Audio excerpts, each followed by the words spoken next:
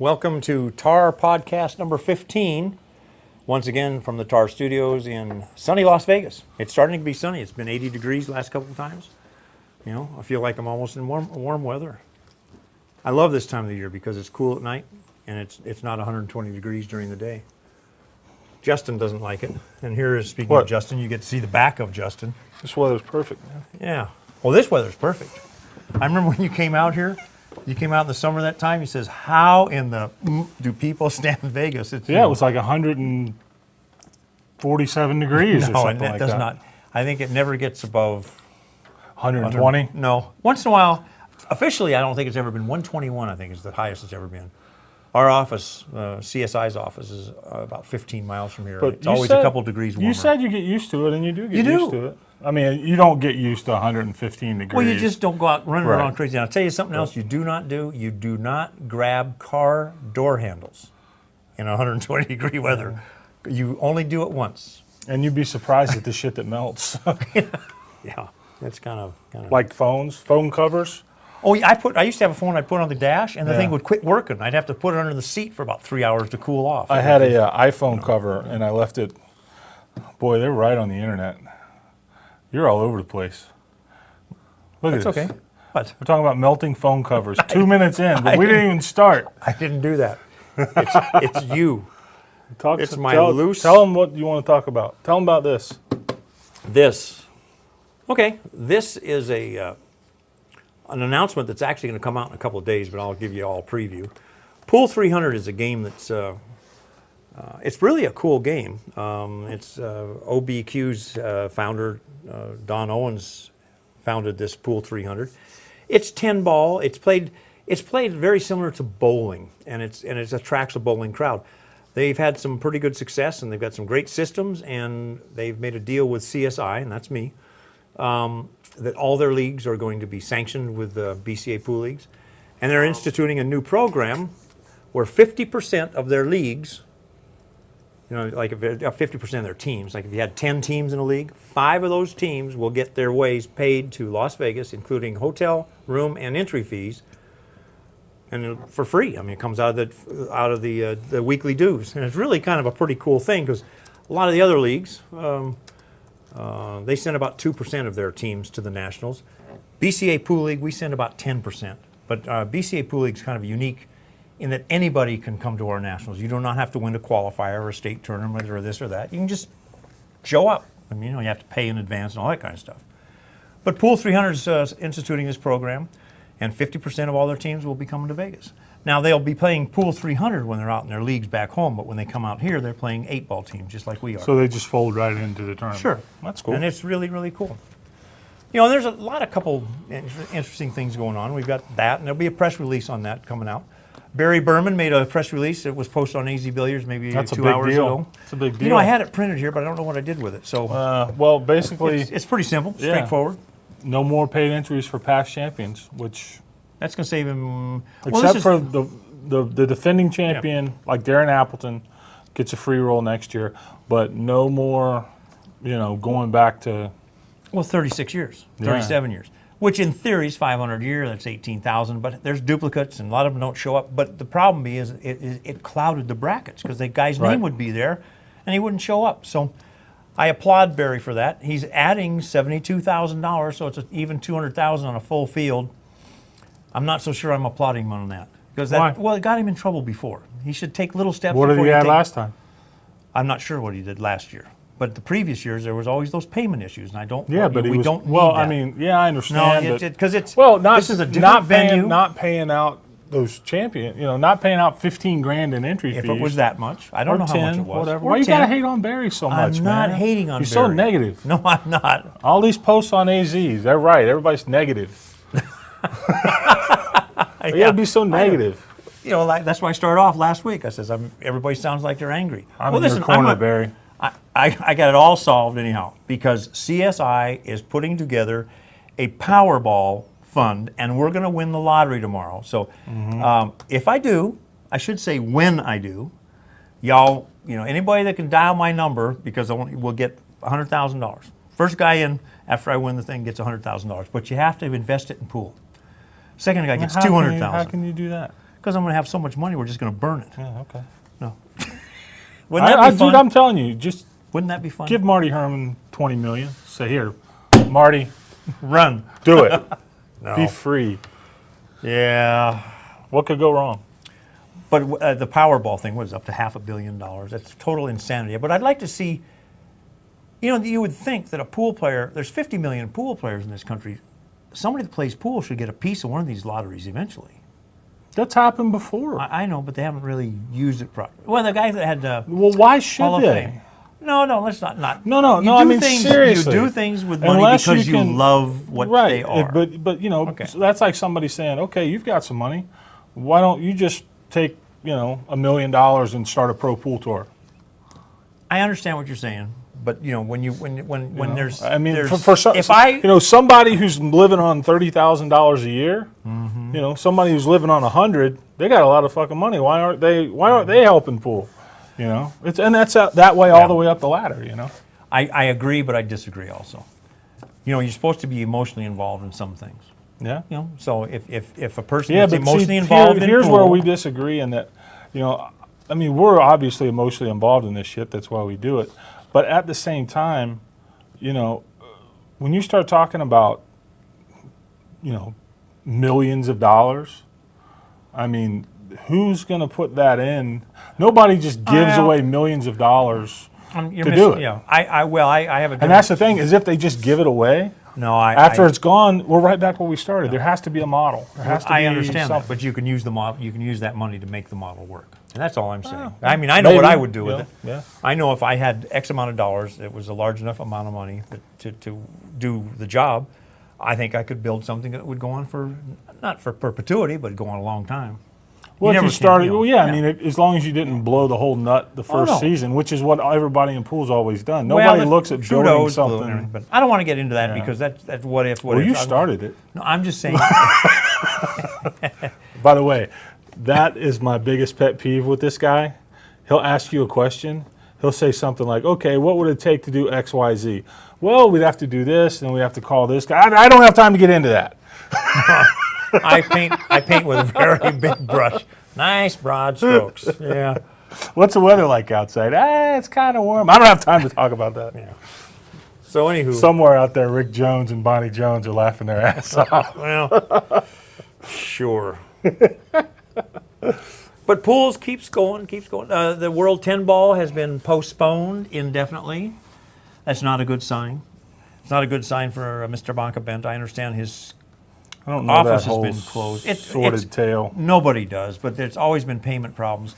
On the other side of that, Ian Anderson, who's president of the WPA, maybe 2 weeks ago put out a letter to the people, whatever, and their projected payouts for WPA World events was $3.7 million. That's men's and women's combined. That's okay. It's a lot of money.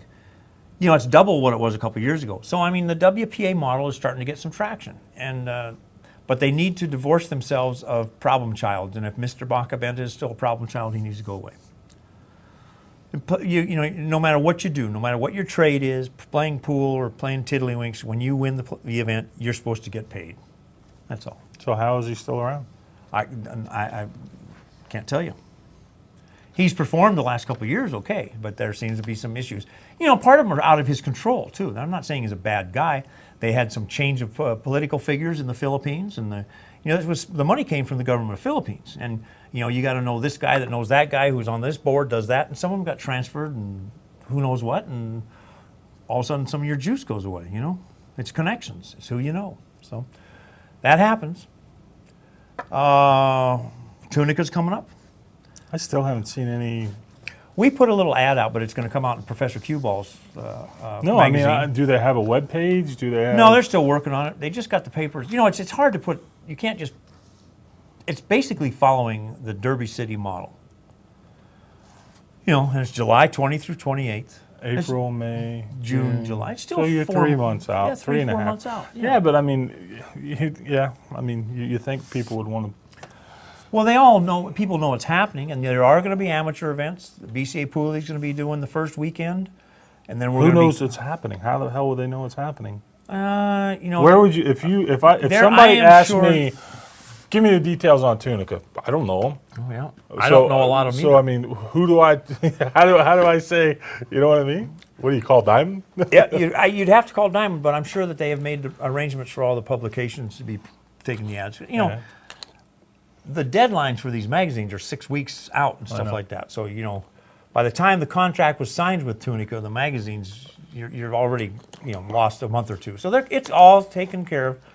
Chad does a pretty good job on this stuff. I know he's showing that, saying that the interest is really high, so it should be a good event. Yeah. And the fact that there's going to be 80 bar tables. I'm curious what it'll be like in the summer.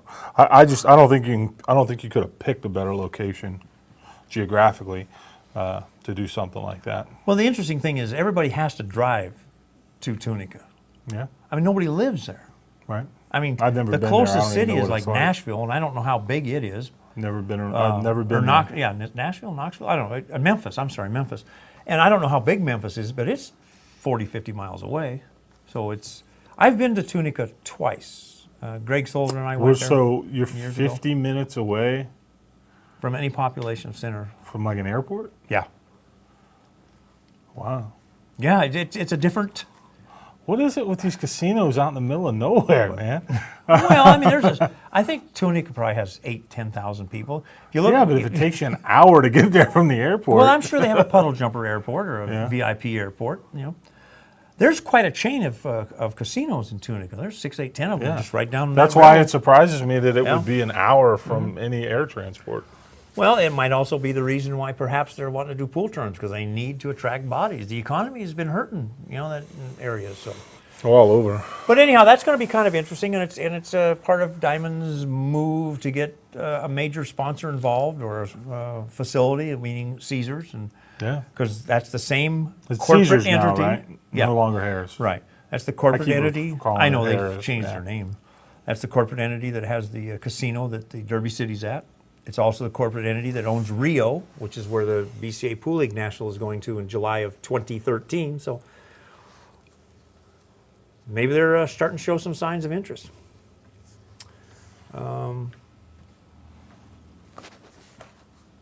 There was a couple of really good ideas, though, on that thread that you started. I was going to pull that up. Well, the one guy said, you know, we should invite people. I have to. Some people oversimplify things. You know, like we just get Tom Cruise in here to show how we make another movie. Right. Well, what you do is you dig Paul Newman up and you make The Color of Money too. Yeah. Solved. But, you know. On to the next one. There's some value there. We should probably be able to get some of the people, like maybe some people are in the beverage industry and say, we sponsor events that do this, this, and this, and give us some direction and why they don't get involved in pool. And, you know, I don't know. You know, if we were a little more proactive, anybody comes through Vegas at one time or another, and we could just, if we could get into the corporate structure and say, hey, lend us some talent once in a while. I'll talk to you about it's something I meant to talk to you about, but I was hit by your avalanche of ideas before I could bring it up. Yeah. But I can talk over you if it'll make the fans happy again. Interrupt me. Stop interrupting. You know, and I admit. Here was a question from Bannacane. He's the one that had some good ideas. Some little reaching some on good some ideas. of them. Yeah. Interviewed the head of Brunswick to see what they're going to do to win back the Table Crown. Well, Brunswick is toast. You know, I don't even know. I'm sorry. It's just, you know, that's. They gave up. He'll be on the same show as the APA crew. Yeah.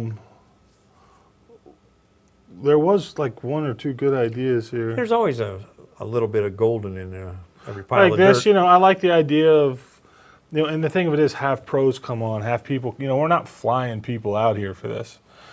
Anybody that's in town, though. Yeah. Well, like Shane was in town. Sure. You know. And now OB, you know, Don I wish Owens, Don would have been able to. But he spaced it out because he left this morning. Yeah. If he'd have says, man, I'd have stayed one day. And that would have been really good. That would have been kind of cool. So, but there's going to be a whole lot more coming up with the Pool 300 tie-in with the BCA Pool Leagues. And it's all good. You know, it gets a little more Interview exposure. Diamond Head, ask when they will design the table an average or non-pool person would like to own. Are you a Diamond Head? I could probably qualify in that area, but I'm not sure if I understand the question.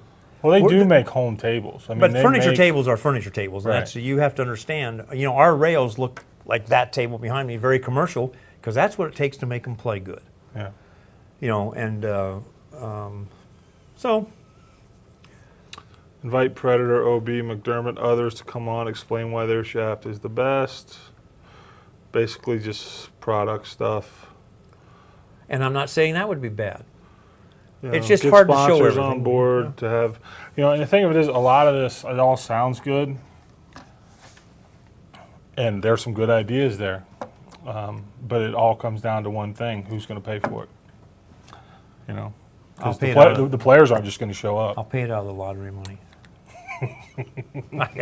Okay. It's all covered, y'all. All right. Taken care of. It's a done deal. My boy Clary, we were talking about this morning about winning the lottery, and you know, basically, to paraphrase, he said if he won the lottery, he would run pool, and some people would hate it. Make a lot more money, but some people would hate it. It's a fun. It's a fun way to blow it half an hour when your office is tired, you know. But Here's somebody's an gonna win it. interesting idea. Who do you work with? Is it Sieberts or?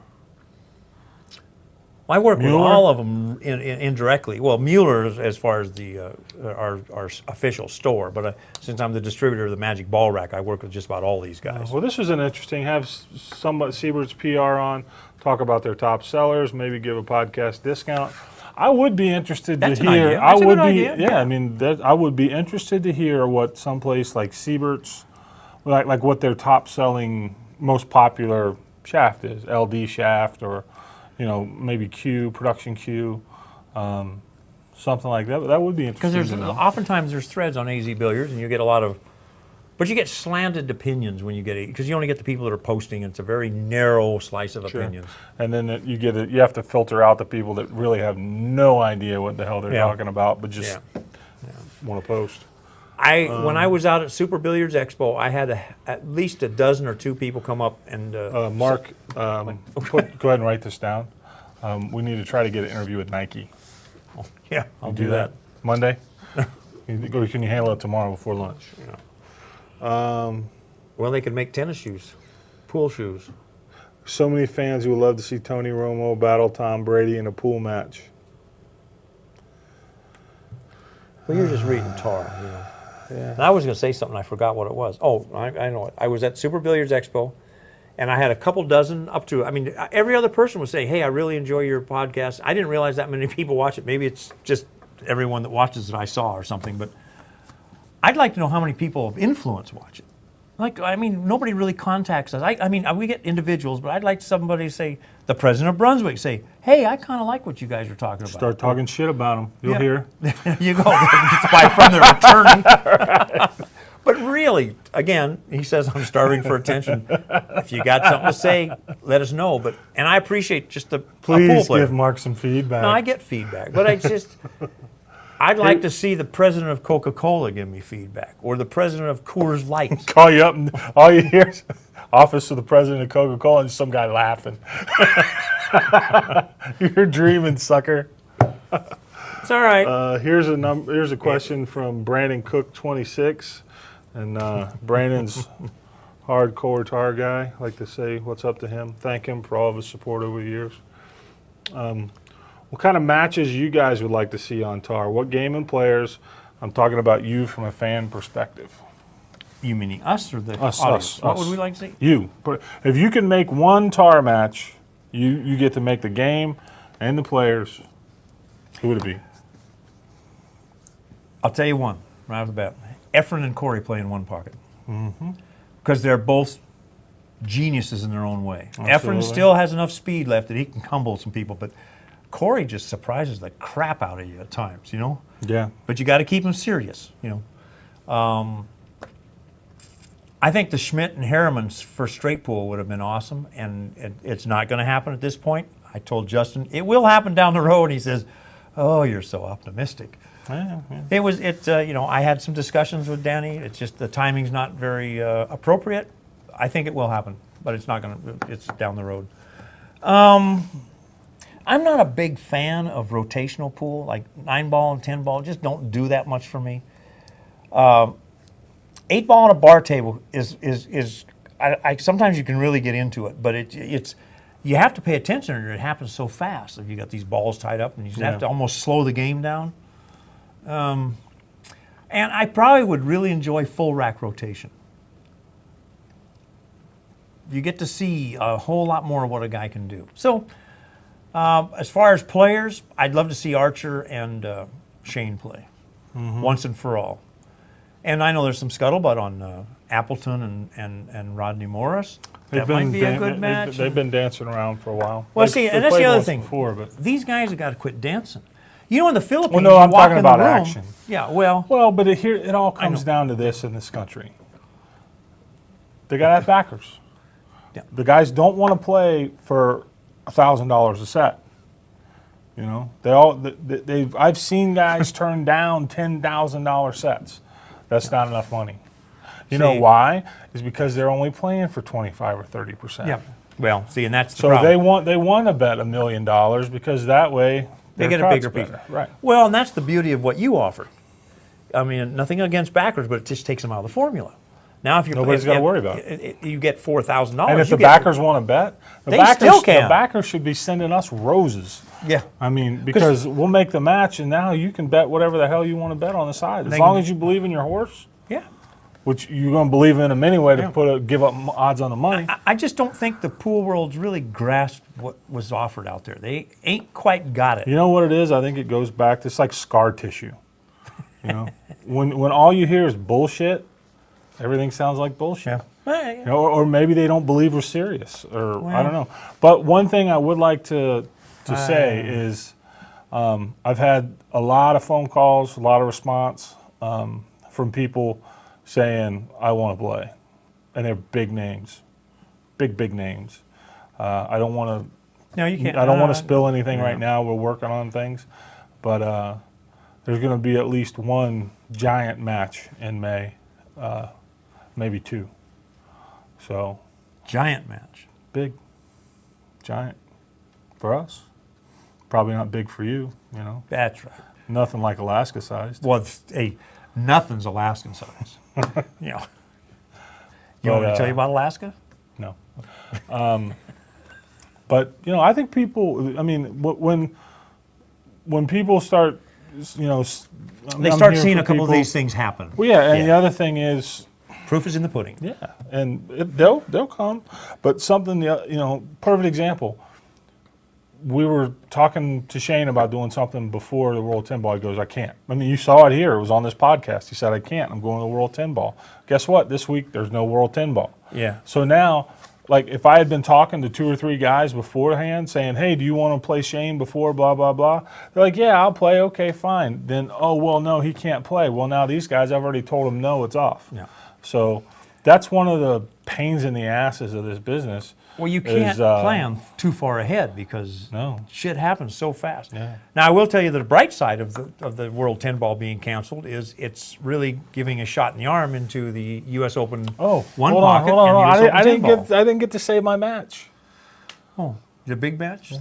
What are you talking about? So we can go back to it, but I want to finish the topics. That the 10 ball being canceled in the Philippines is getting us some more players for the one pocket.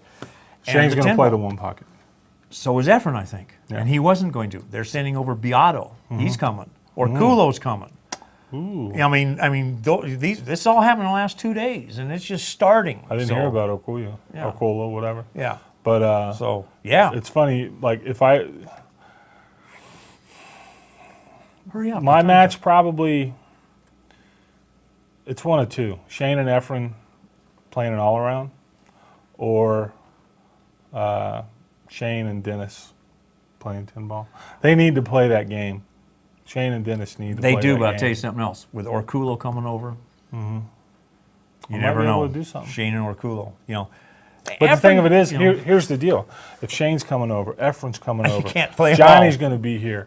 You know, you've got 5 great Hatch. You know, I mean, you've got all these guys. You only got time for one match. Yeah, you can't.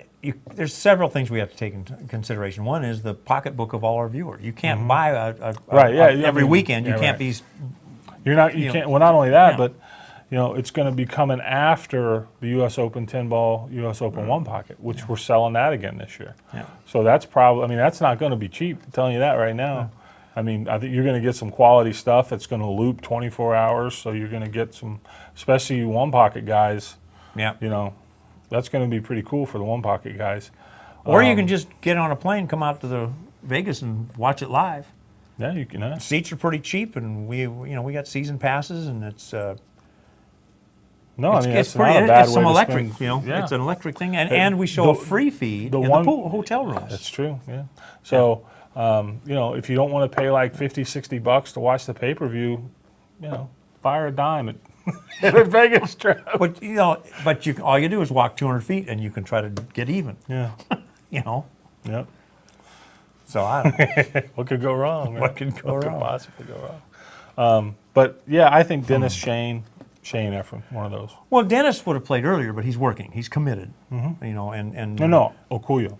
Oh, I was thinking Dennis Hatch. Yeah. See, I would much prefer to see Dennis Okuyo and this Beato. Another one. Is that how you pronounce Archer Bustamante. Yeah, Busti's going to be back here too. Archer he's Bustamante. Gonna, yeah. And this Beato, which nobody's really seen, but he did. Heard of him. Yeah, he won 2 or 3 of those King of the Hill things over in the Philippines, and he did real well in the last tournament over there. I think he beat Ralph, and I think he beat some. He's a pretty sporty player. So there's a lot of things that could happen. So one good thing about all this stuff is that at least we're starting to get some traffic from the players, and so that helps. I mean, it seems like we're the only game in town, which is ridiculous. There's 300 million people in this damn country. Well, it goes back to this. Well, you've got, is it Mika and Appleton playing the AccuStats thing? I think so. I think I saw something. Charging like $6 for a race to 13. Yeah. Which I don't know what they're playing for or what they're doing, but they're probably just a show. There'll be something. Maybe they're playing for 1,000 or 500, whatever. But and then like this Joyner and Chip Compton thing, I mean, maybe they make a little bit of money. I don't know. I mean, but I think you'll see more people try to do it. I think we're lucky in that we've positioned ourselves to where when we do something, it's for enough money and with enough. Well, that's usually about as first class as you can get. Yeah. I mean, there's some we can make it fancier and everything, but it's a nice facility, and you can put out a good product. And you seem to know you need to know how to turn the cameras on and off now, so we're in business. I don't have time to talk about that. Johnny T's jumping all over Me for interrupting. you or me. I can't tell here. I can't tell who's pissed at. I was hoping someone else would bring this up. Maybe it's just me and my poor hearing. I've watched every podcast, either live or when it goes on YouTube. There are a lot of things I miss when Mark and Justin talk at the same time. So shut up. When a third person is there, Shane, he never gets to finish answering the question before he's interrupted. I'll be the first to admit that I interrupt a lot, and I explained that in one of those other threads. I don't know. It's just I'm just not all there, but I multi-think, and I got 3 or 4 thoughts running around, and sometimes they just have to get out before they get forgotten.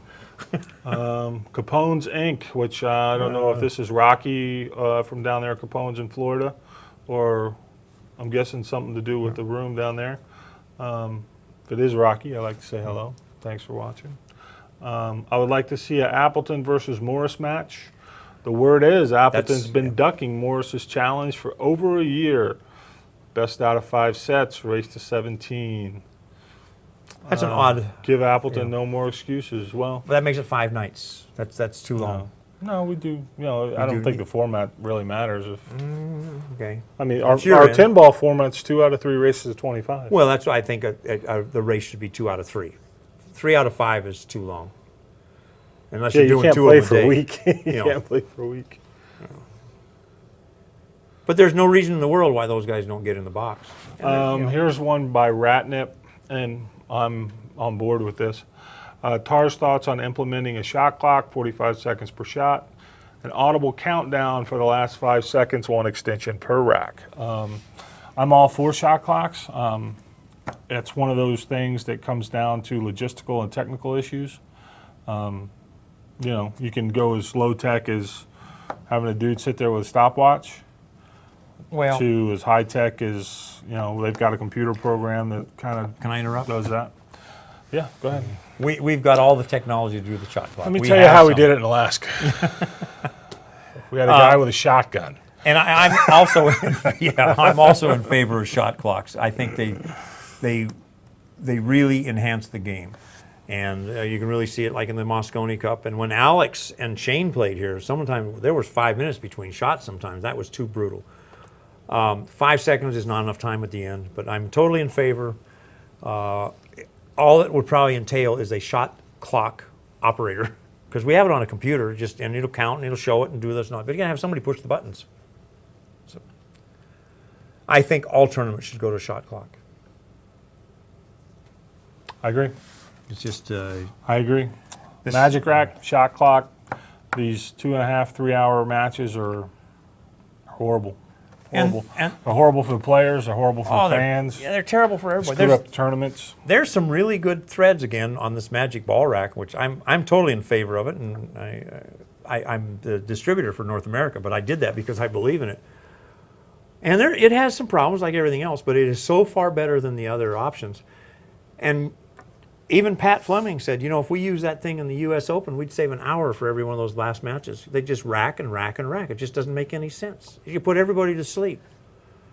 So I guess the debate's still going, but I think it's the best thing out there. There's other ones that work just as well. You know, the Slug Doctor and some of those other things, I think they work just as well. It's just a Magic rack you take with you. The Slug Doctor has to be on the cloth, and I'm not a big fan of leaving things on the cloth. So. Masarib, I'm butchering your 5 name, or something. 5, yeah. What about instructional tar cast, like aiming systems for a couple hours, something like that? Yeah, I mean, I would be fine with that, for doing something like that for free if we had somebody in here. Honestly, I don't really have any desire to turn it into a free infomercial for whatever instructor happens to decide they want to be the one to get up here and... You're in a gray area here, yeah. Yeah. I don't know. The instructional thing, you know, we've actually talked about maybe trying to do some instructional stuff, but I don't know. I mean, one thing I think that I've thought about doing, and I wouldn't, maybe we should start maybe doing one a week or something like that, is some kind of product review. Just, you know, I think pros, that'd be great. cons, and the thing of it is, nobody sponsors us.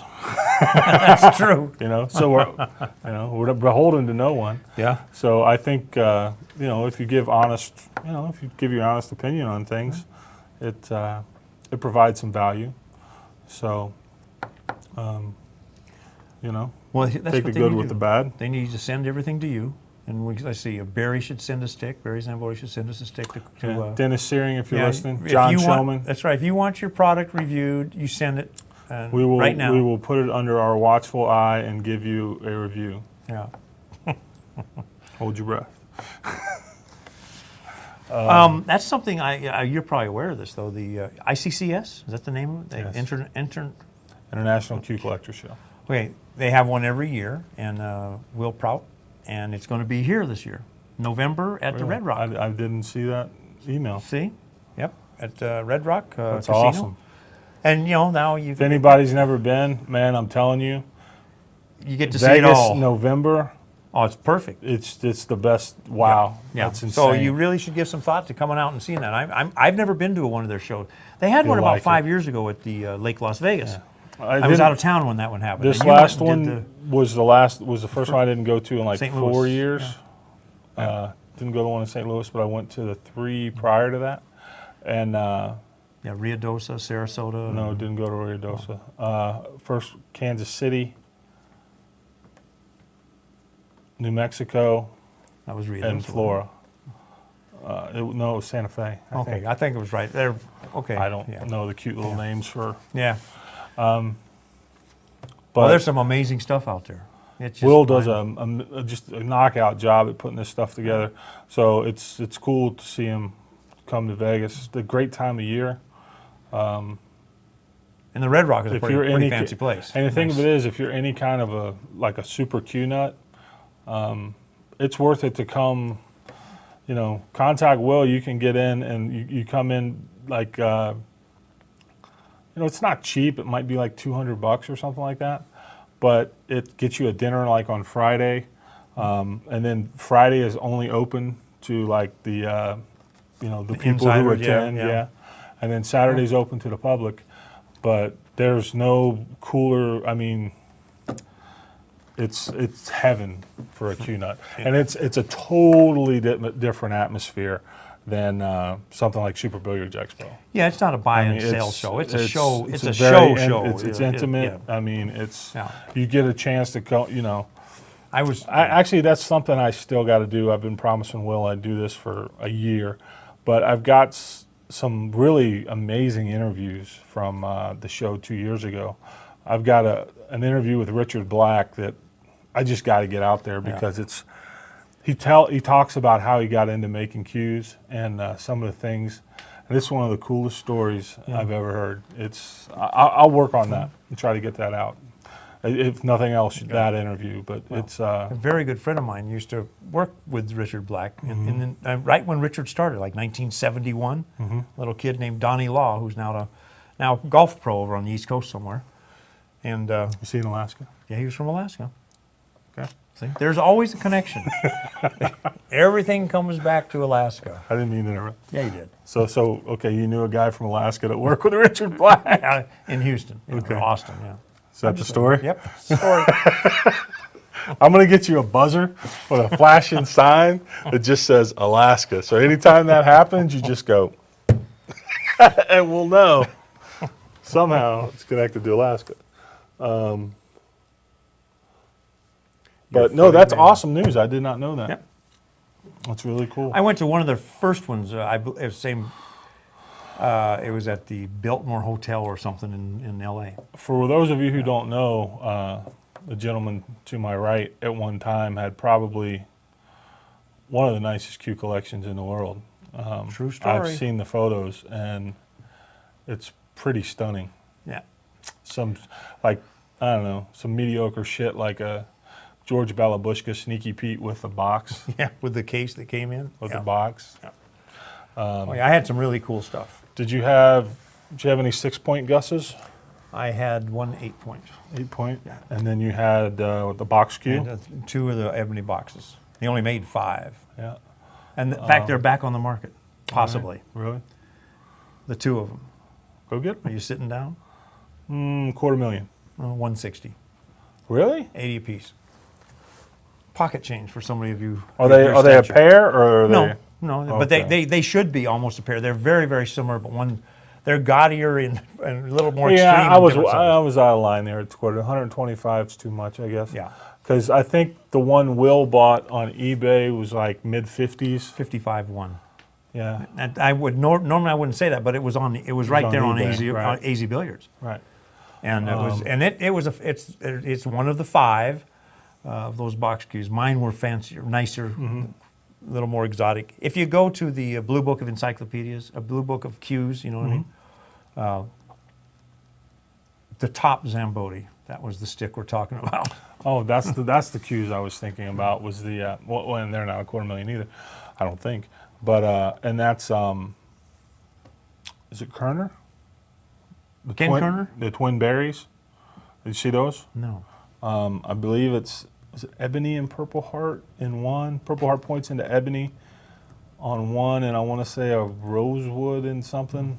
But it was different woods from what Barry normally does in the nose and the forearm. Beautiful cues, yeah. Twin cues though, but something you don't really see too much of from Barry, which is really cool. They've just cue sticking. It's artistry now. It's just in the last 20 years it's just gone crazy. You know, to me, you've got. It still comes down to. I can probably less than 10 guys, you know, and when you start talking about high end stuff that will hold value, you know, if you're going to buy a cue over $5,000, maybe there's 10 guys I would buy from. Yeah. Probably not even that many. thing of it is, there's 50 guys trying to sell $5,000 cues. Yeah. And Well, but that's the marketplace. that's just the way it is. That's the way it marketplace. I can't say too much about it, but there, you know, I mentioned one time the CSI Because you don't was, have time to talk about no, it, or no, you don't because know you'll much interrupt about me. it. I have to slide in before you talk over the top of me. CSI, What don't you know much about? CSI is starting to do some dabbling in international markets, and I think we'll have an announcement in the next week or two on some China stuff. That's good. Yeah. Like what kind of China stuff? Pool. You going to do a tournament in China? There will be some events in China from the looks of it. Yeah. Yeah. So we'll see. See, it's very difficult to work and to do it properly. You can go over there and just throw something together, but then you only do it once, and this is not a one-time deal. So that's all cool, but why does someone in the U.S. care about that? Oh well, there's a couple of reasons. Because one of them is going to be artistic, and about Back five of to the my top original question. five of the top artistic players are Americans. In the pool discipline, actually 9-ball, 10-ball type of things, Real pool. one of my goals is to get the American players funded to go to the world events. I met with Rob Johnson, president of the BCA, and we mentioned, remember a couple weeks ago that Yes. the BCA put this fund together? Yes. And I was one of the original 4 people that posted up the $1,000. They have 8 people now. So it's slowly getting a little traction. That's not much, but 8,000 is better than no 1,000. And I also asked him, has any professional player emailed you, picked up the phone number and said, thank you for trying, and not one? Not one. Never happened. I don't understand it. You know, they're trying to help the players, and the player can't even say I'll thank you. I'll tell you Well, why it won't happen. Number one, the players probably don't even know about it. Well, they should. But Okay, you can't get a hold of them to invite them to a tournament. Well, that's true. Yeah, that's true sometimes. Most of them don't read the internet. Yeah, Could well. care less. The only way they hear about something on AZ Scuttlebutt. is if somebody tells them. Okay, well, You know? somebody tell them. I mean, it really is. Cleary had a point. It's kind of funny, but it's true. I mean, he goes, you know, somebody's pool ability is directly inverse to how tech savvy they are. Oh, You know? okay. You show me somebody that can write a computer program, and I'll give them the 5-ball. You show me Well- somebody who doesn't know how to send a text message, and I'm going to run away. Well, I can see what he's saying, but he's actually wrong because there's Well, how could he be wrong? Steve Chaplin, who has written Solaris program. Can Steve Chaplin beat Shane Van Boening No, and but Johnny Steve Archer? Chaplin plays pretty damn strong for being a full-time nerd. Because you And- know one and, guy his who's tape's probably another from one, Alaska. yeah. No, I got no. There's nobody tech savvy from Alaska. Why did you have to ruin a perfectly good, funny story? Because it's Just 'cause Cleary. you know some guy Cleary from can't- Alaska. Listen, Cleary owes us a couple more Fat Tony episodes. Until he does, he's on my shit list. There Okay? you go. Yeah, I wonder what Yeah. ever happened to Fat Tony. That was like 2 years ago. Well, I don't think he ever made it to the U.S. Open. He must be walking down the what is it, the New Jersey Turnpike? Yeah. He's halfway there. Yeah. Cleary actually got his picture on some billiard publications for coming in 3rd in a tournament up Yes, there. yeah. Man, your cover's blown. Mark is the biggest ripoff. Diamond Pro-Am. Is Diamond Pro-Am, the douchebag in Texas. Diamond- SC5. Oh, SC5. That's pro. Yeah, what is that? Yes, Is yeah, SC5 Diamond Yeah. Pro-Am? yeah. He's that guy needs to get. Somebody needs to teach him a lesson. He's another one of those guys that's just. Well, I'm going to make Dorabelle a mod, so Yeah, there you go. That'll take care. Yeah, these guys that imitate if she don't people, do it, I'll get somebody they else. imitate people on the internet, say they're this person, that person. You know, grow up here and man up. You know, this is crazy. You act like a 12-year-old.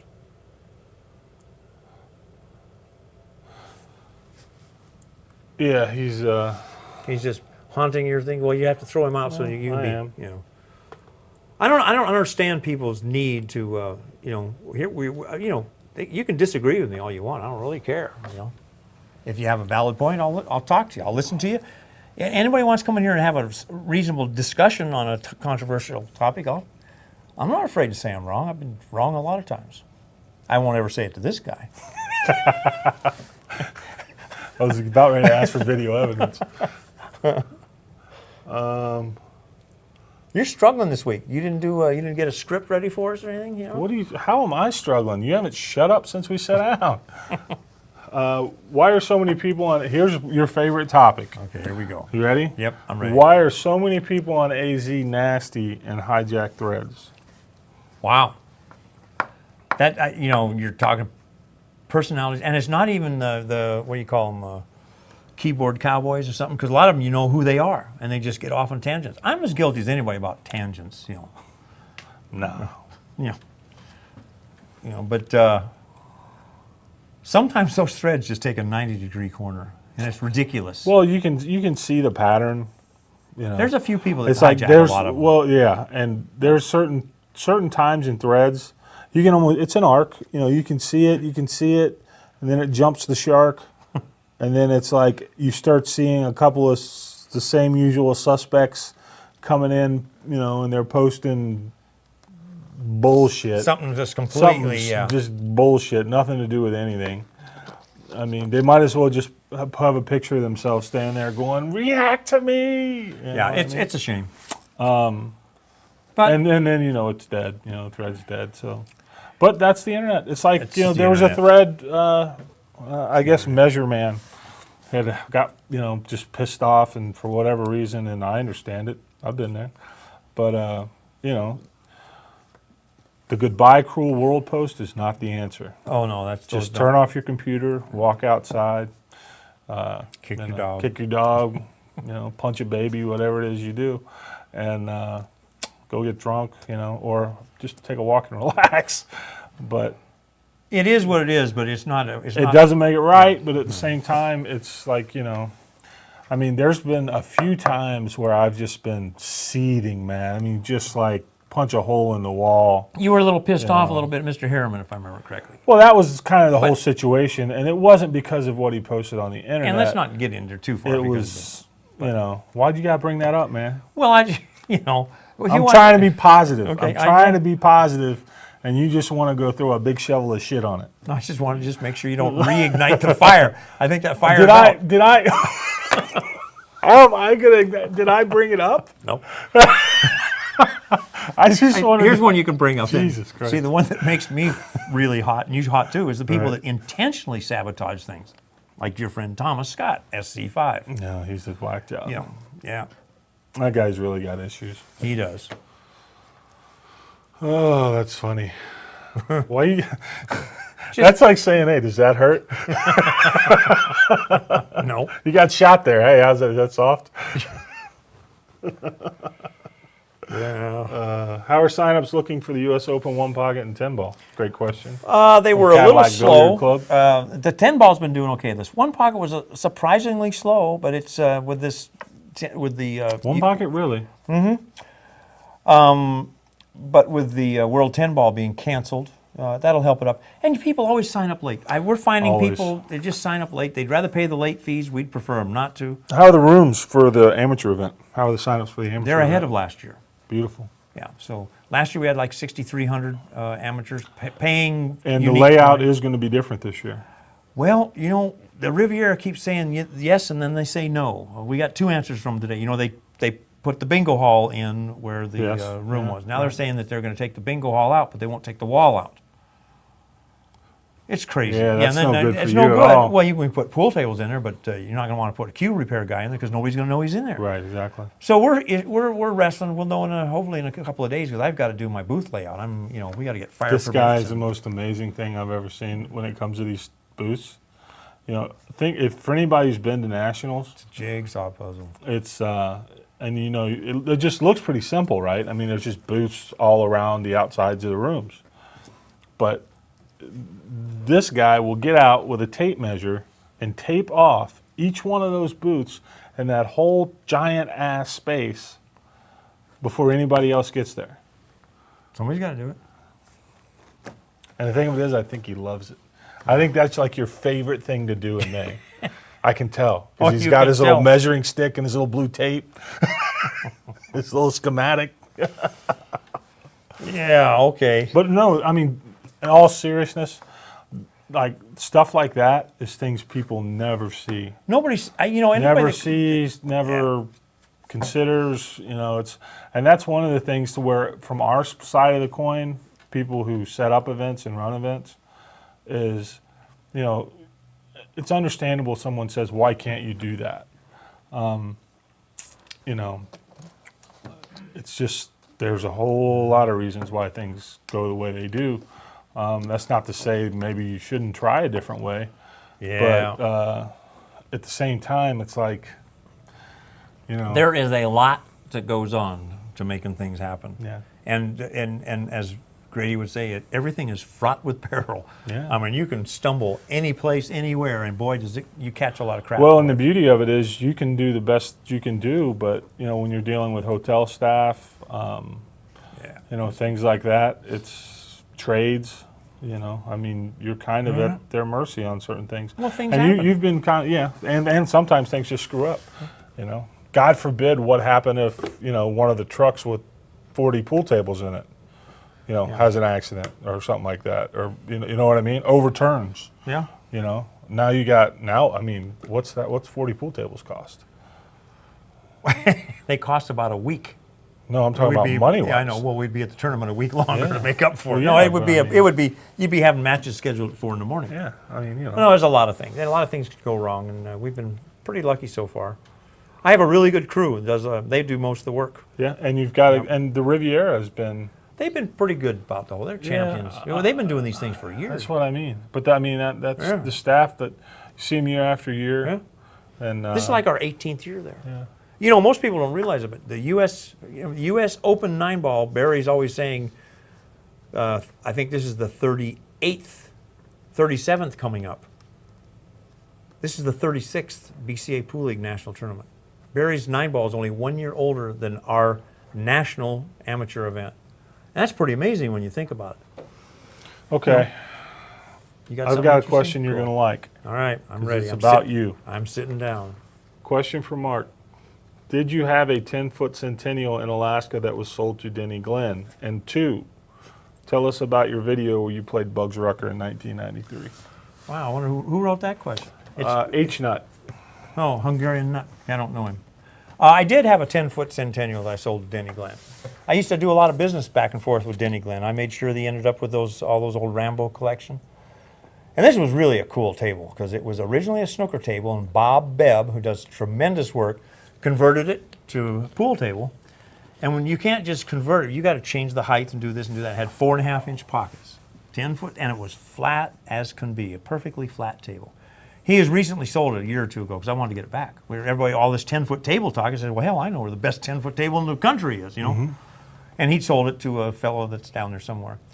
So that's how that happened. And I had purchased a couple of tables for the room up in Alaska, which was antique tables, and I had the 9-foot Kling Circassian walnut that wow. Jersey Red used to own and play really? on. It came from Denny's.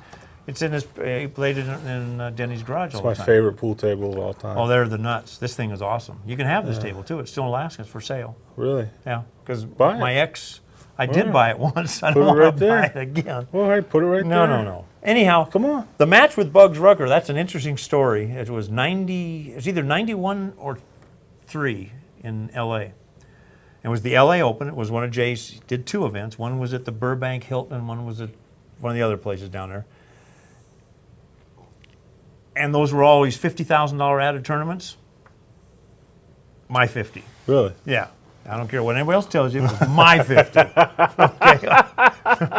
And everybody got paid. Okay. And I had I used to play with an old Rambo then. It was actually, I'm sorry, it wasn't a Rambo. That was the time when I was playing with a Palmer. No.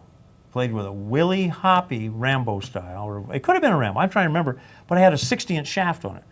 So I had Palmer make me 30-inch shaft? Yeah, I had Palmer make me an extra long shaft. Well, the butt was the normal, so the shaft was like 32 inches. Oh, okay.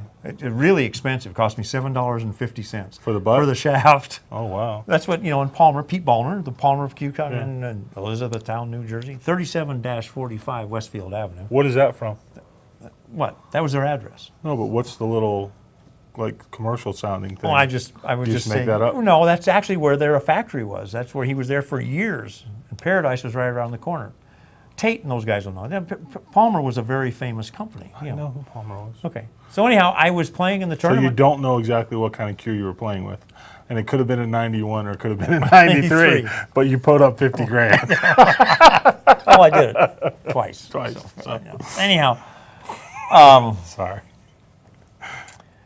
And I hadn't been playing. I hadn't been playing hardly any one pocket. And I thought I'd just play in the tournament. I ended up playing Bugs Rucker and then J.J. Jenkins, black guy. Yeah, he's the JJ's one that, cool, man. He's the one that filmed it. And I all of a sudden, when YouTube comes around, there it is on YouTube. And I didn't know it. And JJ's got some. I was fortunate enough to meet JJ. he's a pretty cool guy. I got a list. Yeah. I got his list of everything he has. Oh wow! I wanted to talk to you about that. Yeah. Make a deal with Mr. JJ. Yeah, he's got some. He's got Old some stuff. stuff nobody else has got. Yeah. Stuff like Efren when he was, Cesar Morales and shit like that. Yeah. I mean, Yeah. But it was interesting time, and I actually I lost to Mike DeFino prior to playing Bugs and losing to Bugs. But I remember with one shot I left Bugs, and I was half enjoying the game. I was getting to hit a couple of balls, and you twist the ball back. So I put the cue ball right on the rail, and there's the ball there. And I'm kind of smirking to myself because I can see he's getting ready to shoot this. And says, "Oh man, I know I'm going to get back to the table." Sucker's 2 strokes at 400 miles an hour, twists it back in the hole, and runs the game out. I says, "How did you do that?" yeah. Because I'd never seen that shot before, Yeah. So it was pretty amazing. But I love having that thing on YouTube just because, Yeah. you could see I'm pretty awkward playing. I just hadn't played much. It was dead out of stroke, I quit pool for 10 years at a time, like 3 different times. I'd go to a tournament and I'd hit 12 balls and I'd play in a tournament. Mm-hmm. What got me back into pool is the 1987 Toledo Open. Glass City. Glass City Open. And this is when Mike Siegel was on fire. Yeah. Beating everybody. Says, "Man, I don't want Mike Siegel." I says, "Oh, I want Mike Siegel. I came down here to play." And that's who I drew. I beat him the first 2 games. I 3-fouled him. Really? Yeah. He didn't like it. I was going to say, it doesn't seem like you would have enjoyed that very much. So I had the first 2 games. The score was 9-2 when it was over with. Your call had a question. Were you still in Alaska when Johnny Irvolino went up there and won the state championship? Yep. I flew him up there, paid his way. I love Johnny Orvino.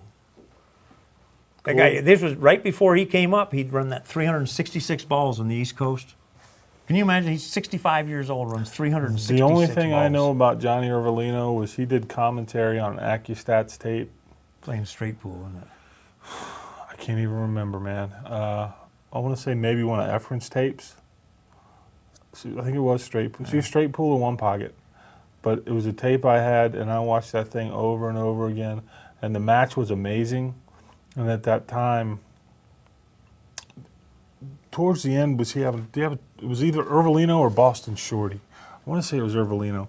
He was tough to listen to. Oh, yeah. Yeah, right. Velvet Foghorn. Yeah. He was tough to listen to. Yeah, tough to listen to.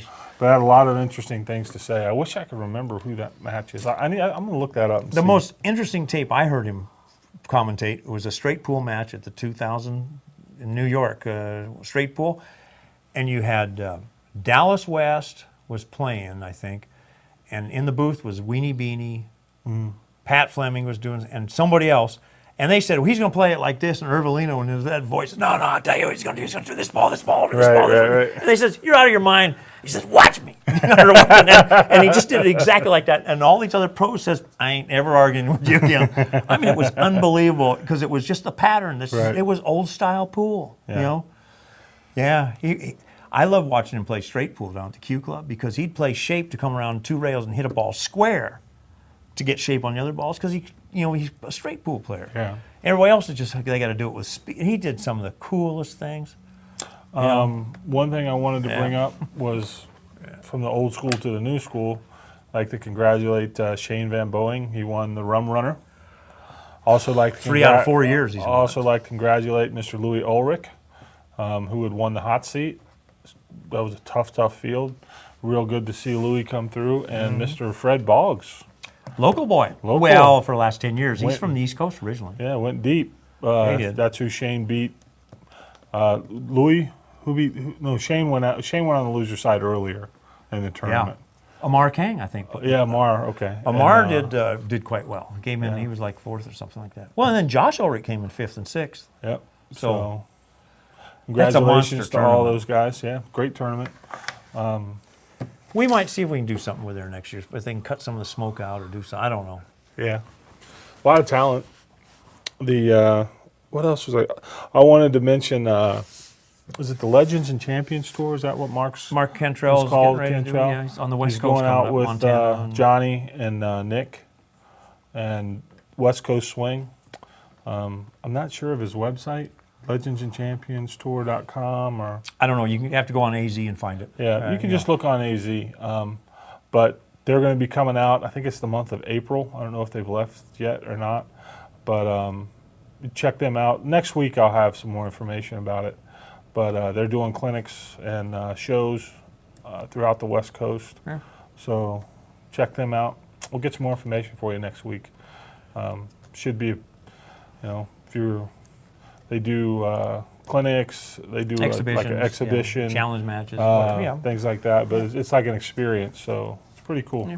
And I tell you what, I've been fortunate enough to spend some time around Nick Varner, and if you haven't and you love pool, I would highly recommend it. Same thing for Johnny. Way different personalities. Different personalities, and Nick is just the most soft-spoken. And see, I remember when Nick went on that run. Oh, he was vicious there for a while. And, He's got no quit in him. Even now, he'll grind and grind. That's why the wedge game in one pocket. Yeah. Oh, jeez. Yeah. But I remember there was a time. It was after Siegel. Would that have been early '90s, maybe? Yeah, like late 93 '80s, maybe. early '90s. I think Siegel was first. Siegel was on fire. Siegel was 90, late 80, '80s to 91 range. Yeah. And then it was kind of Nick's time. It seemed like. He's won world championships in all disciplines though. Yeah. Straight pool, one pocket.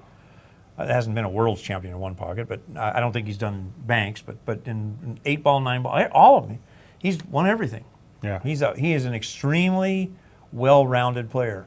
He was an ICUI, is that what you call it? College champion back in the. I still remember 70s Billiards something. Digest did a really great story on Nick, and this is back, like I said, early mid '90s when he was tearing everything up. I think the Camel Tour was still going on. What year did the Camel Tour go out? I don't know. 97, 96? And maybe I honestly don't Earlier? know. Yeah. I don't remember. But anyway, Legends and Champions Tour. I'm probably screwing the name up. Actually, I thought Mark might even be in here. But it's a good experience for people to learn how to get to know the players a little bit. I think it's. I don't want to misquote the prices, so I'll find out next week. Then you've got the Four Bears coming up in the middle of April, and that's Shane's going to go up there. And I think there'll be wreak a lot of havoc players again. up there. Yeah. I was joking with Shane. He's on fire. It's unbelievable what he's doing. We're not 3 months into the year yet, and he's right at six figures. 70. He was in 79 or something. 80. Yeah. Right at 8. Well, 80. Now he's got and this. Then, well, it was 80 before. I think. Either way, 80, I don't know if it was 80 before Philly. Couldn't have been. It was when he was here, and I thought it was around It was 79 because 79, he won 53. It was like 79, 740. Yeah, but 53 Something like came that. from Derby, and then 20 came from out there. So that's 73, and another 5 or 6. It's. Well, believe it or not, Shane finds a way to make some money that don't show up on. Oh, sure. Well, the guy again. He's a professional. He treats himself like a professional. And a little plug for a friend of mine, but Charlie Bond. Shane got that brake rack or. See, brake rack. Smitty's starting to use that? And Schmitty's starting to use one because Schmitty pockets the ball as good as anybody. He breaks like you do. As opposed to you? Powerhouse? Yeah, powerhouse, yeah. Thunder? You don't have to be big to break them hard. Look at Santos. Sarah. Look at Sarah. Nick. Yeah, Sarah. But Alex. So anyhow, you were the one that told me he did 400 break racks a day. Who? Shane. I never put a number on it. And then somebody said he did. He would 400. get it out. I mean, when I was there, when I saw him, I'd go down in the basement of Lucky's. He'd be down there practicing, And the way Shane normally practices is he just breaks and runs balls. Then, and as far as I know now. So what he would do, though, is he would break and run balls, but if he missed a ball or he felt like he didn't, Hit it right. he wanted to look at it, then he'd just roll the balls out of the way and he'd shoot that ball until he felt like he didn't have to shoot it anymore. And then, he'd go back to running balls.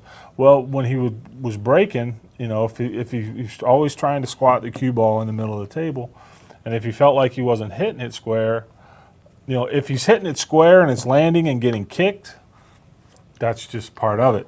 But if he was hitting it and the cue ball is going forward or it's being drawn back or it's doing all this, then he'd just reach under the table or wipe the balls off the table, throw the brake rack up there and hit it for maybe 15, 20, 30 minutes. And you can hit that thing a lot of time in 20, 30 minutes. Sure. A lot. I mean, you can hit a lot. Yeah, 2 or 3 a minute. And it was fun to watch him do that because by the time it was over, it was just... It's like a machine. Boom.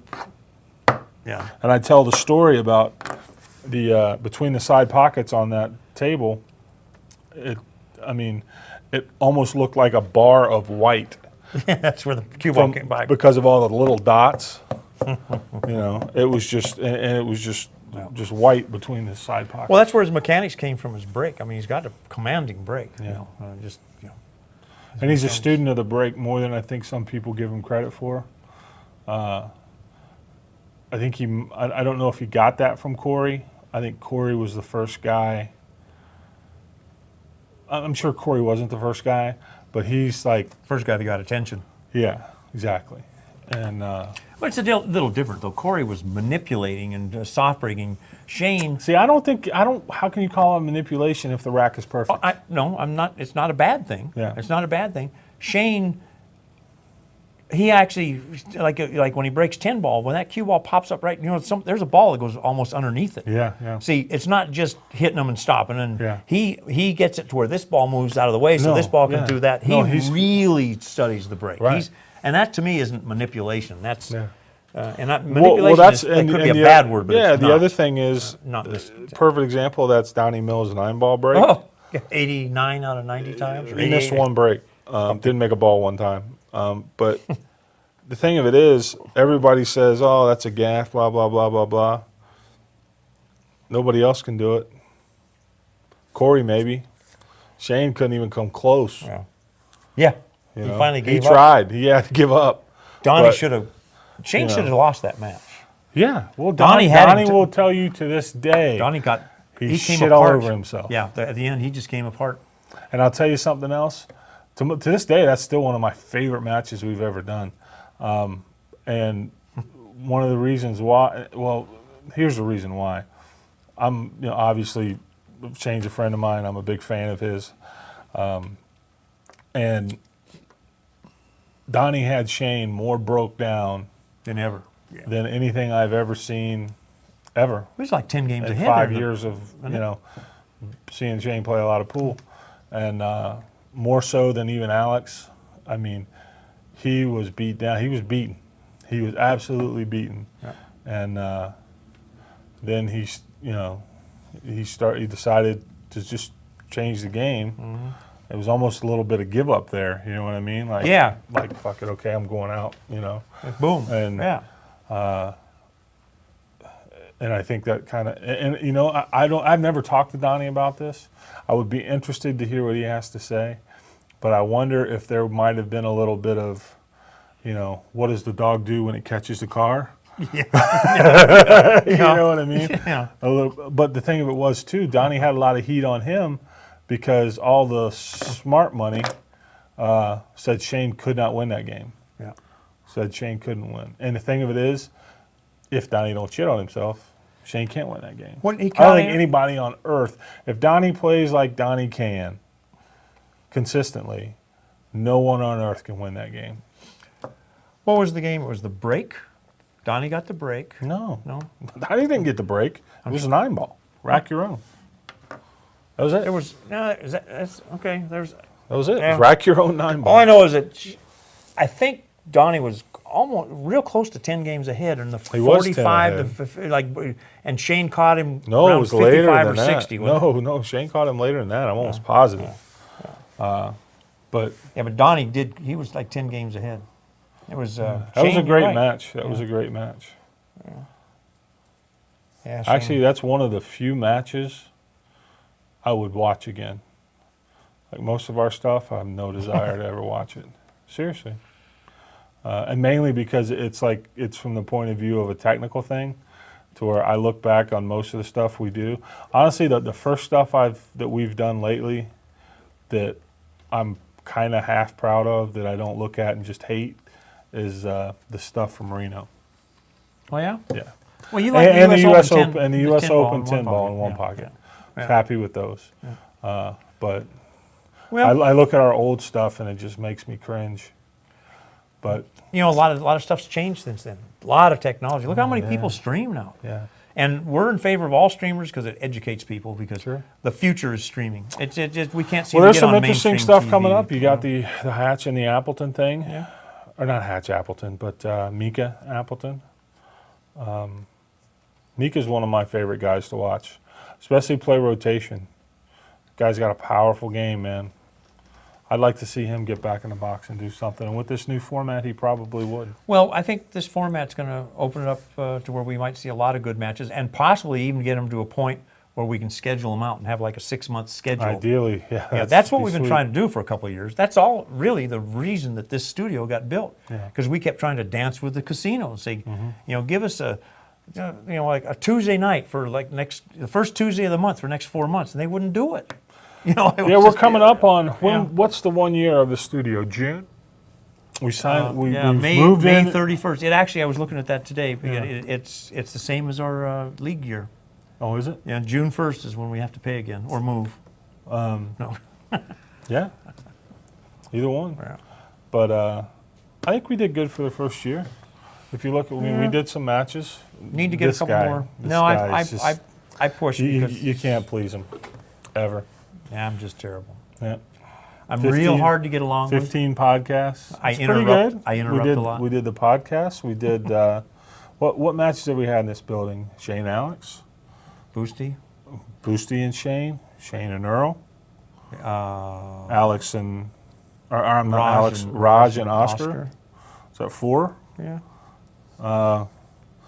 The whole Bartram Dippy fiasco that jacked off about almost a month. A month. Yeah. You know, it's just because with the backers and everything like that, they just took too long to put together. This new concept is supposed to make it faster. Right. It's supposed to eliminate the roadblocks. So. Well, the only roadblocks you're still going to have is schedules, yeah, but. One guy. It used to be money roadblocks. Yeah. Well, yeah, and there'll still be some of that too. But we hope to. I hope next week, man. We can make some announcements here pretty quick. I'm waiting on one phone call. Well, isn't it kind of funny? It's feast or famine, Well, that's the problem we have right now. We got 10 matches we could probably put together. Yeah, here. I have in a month. Literally, like guys like just saying, "Tell me when." Great guys too, and we're trying to do something with some, shall we say, international players. So. Well, and another thing, I really want to see how some of the shortstops do. Now, we haven't had good luck with them, but I think Bartram might drag a crowd sometimes. DeShane is getting up there, but we've never really tested him. So you call Mike DeShane a shortstop? Well, we haven't tested him on a gate. It breaks down to dollars and cents No, he here. played Bartram a long time ago. Yeah, but I mean, But I just think that was way back. we need to get. I mean, it can't all be Shane. It can't all be Archer. We've never had Archer though. I'd love to have Archer. Yeah. Hopefully we will. Yeah. In the near future. Well, this is an opportunity for everybody to make some money, the players included.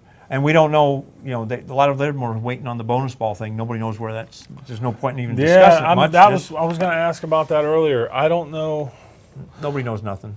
Well, they were supposed to launch in March. Yeah. That didn't happen. I've heard they do have a facility here. I've working heard on it? again that it's still going, but it's just, again, the proof is in the pudding. I just don't, I haven't seen it, haven't heard it. The last player I asked about it said he hadn't heard anything about it since the U.S. Open. Yeah. So I haven't really seen any noise about it on Facebook. But, if they get it going, it could be awesome for us. I mean, if we're sitting in Las Vegas and all the top players are Living in here the for city, 6 months, yeah, sure. Barry Brimmer already said, and I really appreciate, the tone and the time that he took to say it, that they wouldn't get in the way of anybody, any players, playing anything else or trying to make money, and understandably, as long as they honor their commitment to bonus ball, Yeah. which would be great for us. Well, it's the way it's supposed to be. And so I'm just curious. I mean, I'd like to see it. I've heard the ideas, and it sounds. I only want to see if it works. It's not going to work. Well, see, that's. I don't want to see another. This industry can't afford another expensive bomb. No, it's not going to work. But I mean, Got- that could be me being just a negative asshole. I don't think it is. I think it's- it's based on experience. It's a tough model. But It's a tough model. Oh well, let's go eat. it's dinner time, boss. Hey, excuse me. That's like a pejorative term. A what term? Look it up. Okay, well, listen. It was a little loose this week. There's a lot of things going on. We still got time if you want to piss somebody off. No, just you. Hopefully, we'll have some more information for Tunica. Might have some TAR 25 information. Might have some China information. Yep. So there's a lot of things just churning here. Something's going to happen. So, Stay tuned. yep. Check out the Legends and Champions Yeah. that Mark Cantrell's got up on AZ Billiards for more information, because that's kicking off soon It's pretty next quick. week Yeah, it's pretty quick. on the West Coast. Yeah. And by the way, if I win the lottery, don't call me. I'll call you. Okay. Okay? That's You how want it to tell is? one Okay. more Alaska story while I shut this off? Well, Alaska's an interesting place now. We have more Corvettes per capita than anywhere in the world. You laugh. We eat more ice cream per capita than anywhere in the world. In Alaska? That's true. True. And we drink more whiskey. So, What's the murder rate in Alaska like? hi, buddy. So is the suicide rate. Say goodnight, Mark. Say goodnight, Mark. See you next week.